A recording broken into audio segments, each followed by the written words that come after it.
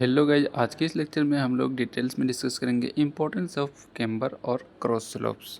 तो cross slope क्या होता है, कैम्बर क्या होता है, इसके बारे में हम लोग लास्ट लेक्चर में डिस्कस ऑलरेडी कर चुके हैं। लिंक वीडियो के डिस्क्रिप्शन में अवेलेबल है या फिर आप डायरेक्ट आइकॉन पे जा कर के वीडियो को देख सकते हैं। तो कैम्बर क्या होता है और क्रॉस स्लोप क्या होता है, ये हमने लास्ट लेक्चर में आपको बतला दिया था। तो एक बार फिर से मैं आपको बतला देता हूँ कि कैम्बर और क्रॉस स्लोप जो होता है वो पेवमेंट सरफेस से, जो रोड का पेवमेंट सरफेस होता है, उस सरफेस से रेन वाटर को ड्रेन ऑफ करने के लिए किया जाता है। वो डिपेंड करता है किस पे, कितना कैम्बर प्रोवाइड करना है, वो किस पे डिपेंड करता है, जो क्लाइमेटिक कंडीशन है उस पर डिपेंड करता है, जो सॉइल का कंडीशन है उस पर डिपेंड करता है। तो कैम्बर का मेन जो पर्पस है वो रेन वाटर के ड्रेनेज को रिमूव करने के लिए, ड्रेन ऑफ करने के लिए, बाहर करने के लिए उसको हम लोग प्रोवाइड करते हैं, कैम्बर को और क्रॉस स्लोप को। तो कैम्बर और क्रॉस स्लोप आपको अगर डिटेल्स में देखना है और समझना है तो आप लास्ट वीडियो में जा कर के देख सकते हैं। इस लेक्चर में हम लोग का मेनली फोकस होगा कि इम्पोर्टेंस क्या होता है कैम्बर और क्रॉस स्लोप को प्रोवाइड करने का। तो चलिए डिटेल्स में देखते हैं।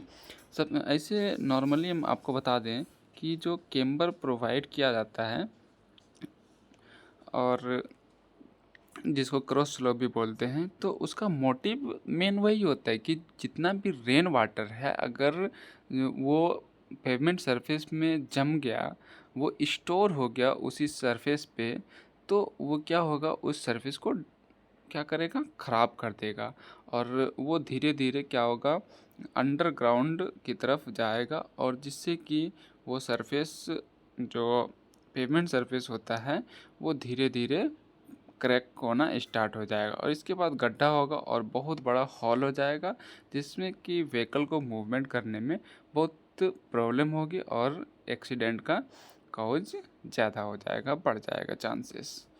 तो जो मेन इम्पोर्टेंस होता है वो ये होता है कि जो सरफेस वाटर का एंट्रेंस होता है पेवमेंट लेयर पे, जो सब ग्रेड सॉइल होता है या फिर जो स्टेबिलिटी कंडीशन होता है सॉइल का, उसमें अगर हम लोग देखें तो वहाँ पर वाटर इंटर ना करे, इसके प्रिवेंशन के लिए, इसको प्रिवेंट करने के लिए हम लोग क्या करते हैं, कैम्बर को प्रोवाइड करते हैं। और दूसरा बात यह है कि पेवमेंट बहुत तरीके का होता है। एक आरसीसी पेवमेंट होता है, मीन्स जिसमें कि सीमेंट छड़ मतलब कंक्रीट भी रहता है और उसमें रिइंफोर्समेंट भी दिया जाता है। और एक क्या होता है, बिटुमिनस होता है।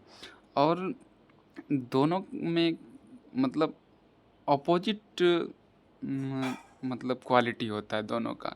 एक को अगर पानी के कांटेक्ट में रहेगा भी कुछ दिन तक तो उतना डिफेक्ट नहीं होगा, लेकिन बिटुमिनस का क्या कंडीशन है, अगर आरसीसी या फिर कंक्रीट पेवमेंट है तो उस पे पानी का कांटेक्ट में थोड़ा दिन तक रहेगा तो कोई दिक्कत, लेकिन कंटिन्यूसली अगर वाटर वहीं पर स्टोर हो गया उस सरफेस पे, तो वो सीमेंट का भी जो पावर होता है, जो ड्यूरेबिलिटी होता है, उसको कम कर देता है।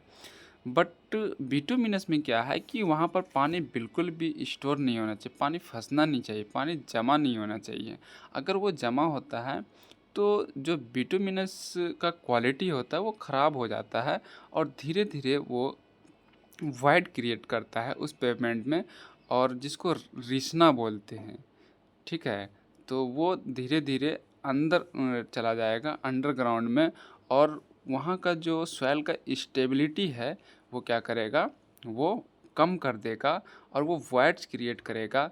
जब वॉइड्स क्रिएट करेगा, आप ऊपर से देखने में अच्छा दिखेंगे और आपका इंटरनल जो पावर है, इम्यूनिटी सिस्टम, वो ठीक नहीं रहेगा।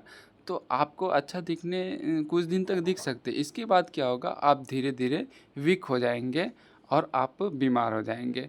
तो सेम कंडीशन वही है कि आपका जो मतलब जो पेवमेंट लेयर रहेगा बिटुमिनस का, उसमें अगर थोड़ा सा भी वाटर स्टोर हो जाता है तो वो क्या करेगा, धीरे धीरे सेग्रीगेशन जिसको बोलते हैं, वो धीरे धीरे रिसना, या फिर हम लोग बोलते हैं ना कि पानी धीरे धीरे अंदर चला गया और रिस गया, रिसाव हो गया, तो वो धीरे धीरे टपकना जिसको बोलते हैं, एक तरह से जैसे ऊपर में जमा हो गया पेमेंट लेयर पे, और वो धीरे धीरे रिस करके अंदर चला गया।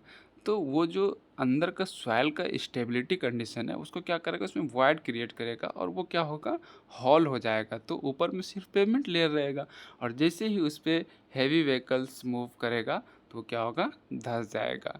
तो ये सब इम्पोर्टेंस है क्रॉस स्लोप और केम्बर को प्रोवाइड करने का, और इसीलिए केम्बर को प्रोवाइड किया। तो यही सब इम्पोर्टेंस है। तो आपको समझ में आ गया होगा। एक बार हम लोग लैंग्वेज में देख लेते हैं अच्छे से कि केम्बर का क्या इम्पोर्टेंस है, और इसको क्रॉस स्लोप भी बोलते हैं। To prevent the entry of surface water into the pavement layers and the subgrade soil through pavement, the stability, surface condition, and the life of the pavement get adversely affected if the water enters into the subgrade and the soil gets soaked। तो मैंने अभी same चीज़ें बतलाया कि ये क्या करता है कि वाटर का जो एंट्रेंस होता है, सरफेस वाटर जो पेवमेंट लेयर होता है, या फिर सब ग्रेड सॉइल होता है, या फिर जो भी लेयर होता है पेवमेंट का, उसमें अगर वाटर का एंट्री हो गया, एंट्रेंस हो गया, तो उसको बचाने के लिए, मतलब उसमें एंट्री ना हो, उसको बचाने के लिए हम लोग क्या करते हैं, क्रॉस स्लोप और केम्बर प्रोवाइड करते हैं। तो केम्बर का टाइप क्या होता है वो भी हमने लास्ट लेक्चर में आपको बतला दिया है। इस टाइप का होता है, फिर इस टाइप का होता है, और एक कॉम्बिनेशन टाइप का होता है। तो 3 टाइप का होता है, एक स्ट्रेट लाइन केम्बर बोलते हैं, एक पैराबोलिक बोलते हैं, और एक दोनों को कंबाइन करके बोलते हैं। तो इसीलिए प्रोवाइड किया जाता है। सेकेंड पॉइंट क्या है, to prevent the entry of water into the bituminous pavement layers as continued contact with water caused stripping of bitumen from the aggregate and results in deterioration of pavement layers। Deterioration of the pavement layers. तो ये क्या करता है, जो water का entry होता है bituminous pavement layer से, तो वो अगर कंटिन्यू कांटेक्ट में रहता है वाटर के, तो वो स्ट्रिपिंग हो जाता है बिटुमिन का, मतलब अलग अलग होना स्टार्ट हो जाएगा। बिटुमिन्स से जो एग्रीगेट होता है वो क्या होगा, अलग अलग हो जाएगा। और जब अलग अलग, आपने देखा होगा कि जो बिटुमिनस पिच रोड रहता है उसमें 2-3 लेयर पे दिया आता है, तो बहुत ज़्यादा वाटर फंसता है, तो फिर मूवमेंट होता है उस पर व्हीकल का, तो वो आपको छोटा छोटा जो एग्रीगेट होता है, स्मॉल पार्टिकल्स, तो वो क्या होता है, जब व्हीकल का मूवमेंट होगा उससे पीछे वो मूव होके, मतलब जो एयर का मूवमेंट होता है उसके साथ साथ वो गाड़ी के पीछे पीछे चला जाता है। तो स्ट्रिपिंग हो जाता है अगर बहुत दिन तक वाटर वहाँ पर जमा रहा तो बिटुमिनस सरफेस पे, पिच रोड पे। नेक्स्ट पॉइंट है to remove the rain water from the pavement surface as quickly as possible and to allow the prevent to get dry soon after the rain. और क्या होता है कि ये rain water से pavement surface को quickly और जितना जल्दी पॉसिबल होता है उसको वाटर को, रेन वाटर को रिमूव कर देता है, ताकि जो पेवमेंट सरफेस है वो जल्दी से सूख जाए। कभी कभी ऐसा होता है कि इतना प्लेन बन जाता है पिच रोड कि वो स्लिपरी हो जाता है। स्लिपरी मतलब फिसलने वाला हो जाता है। तो इस कंडीशन में भी क्या होना चाहिए कि क्रॉस स्लोप अगर प्रोवाइड कर देंगे तो बारिश जैसी ख़त्म होगा तो हमारा जो पेवमेंट सरफेस रहेगा वो तुरंत ड्राई हो जाएगा। देखिए यहाँ पर लिखा हुआ भी है, the skid resistance of the pavement decreases considerably when the pavement surface is wet। Presence of a thin layer of water on the pavement surface, very slippery at high running speed, it becomes unsafe or dangerous during sudden application of brakes। तो कभी-कभी आपने देखा होगा जो pavement surface होता है उस पे एक क्या होता है कि लिक्विड टाइप से उस पे डाला जाता है जब फाइनल लेयर जाता है पिच का, ताकि वो पूरा जो वाटर रहेगा उसका रिमूव कर सकेगा रेन वाटर। अगर उस पे रेनी सीजन रहेगा और अगर उस तरीके का नहीं बनाएगा तो पानी फंसेगा तो डिफेक्ट तो होगा ना। लेकिन उस पे क्या करते हैं, इतना अच्छे से पिच रोड को कंप्लीट किया था कि एक ड्रॉप वाटर भी वहाँ पर स्टोर नहीं हो पाता और वो आसानी से ड्रेन ऑफ हो जाता है।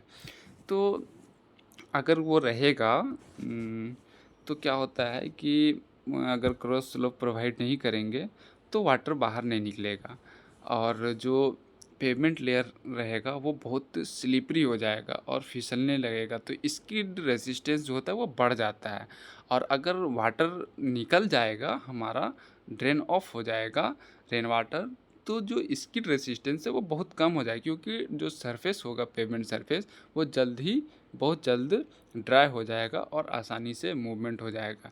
ऐसे तो नॉर्मल वे में अगर आप व्हीकल्स या फिर बाइक ड्राइव करेंगे तो वो स्किड रेसिस्टेंस बहुत कम रहेगा, लेकिन अगर ऑल ऑफ सडन आप ब्रेक अप्लाई करते हैं ओवर स्पीडिंग में तो आपका जो स्लिप करना है वो बहुत ज़्यादा चांसेस रहता है स्लिप करने का।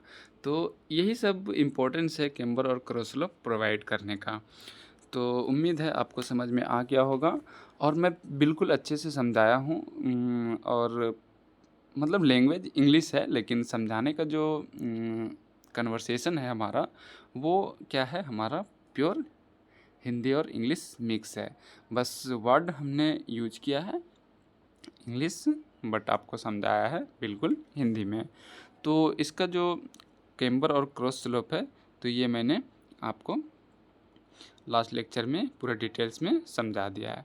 तो उम्मीद है आपको समझ में आ गया होगा। अब नेक्स्ट लेक्चर में नेक्स्ट टॉपिक के साथ मिलते हैं, तब तक के लिए बाय।